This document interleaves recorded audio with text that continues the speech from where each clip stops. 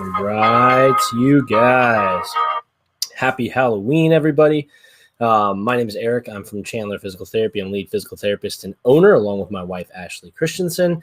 And today I just wanted to jump on really quickly and talk about how zombie baby walking, a topic that I can't think more appropriate than today for Halloween, can lead to head and neck pain.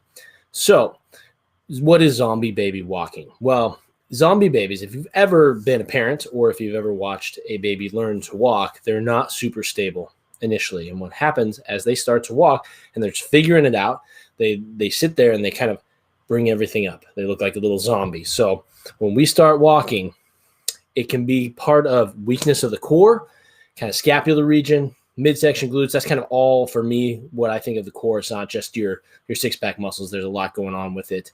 When we start having weakness there, it can lead to increase in tension in the neck, shoulders, because we're starting to compensate with all these different features just to keep you upright. You're going to succeed in being upright for the most part, but how are you going to get there is going to be the real question, kind of what I want to get into the meat and potatoes of today.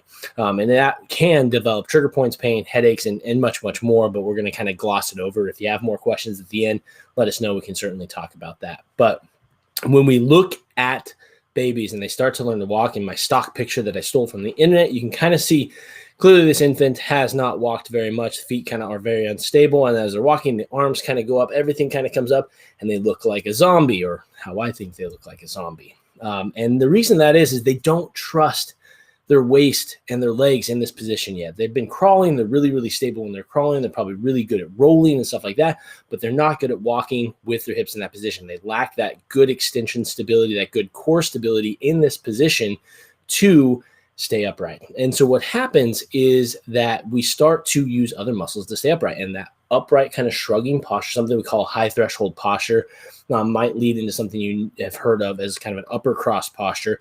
We tension the neck, the head, all these upper traps, which over time can lead to problems. Now with the baby, they're just going to learn to walk and not have much of an issue because they're simply just walking a couple steps and then backing off. But when we see persistent and chronic kind of weakness throughout the core and legs and hip extension, we start to see people inevitably, they don't do this all the time, but they will tense those muscles that create that reflexive effect. That's hardwired in before you were ever born. So you will go to what your body recognizes as stable. And that slight shrug, you'll see a lot of people walking around kind of saying, I don't know, without really even knowing it. And they're like, oh yeah, I got to relax. And that comes from your body's unconscious perception that there's something not stable in my core, my midsection, or my hips, particularly in this position.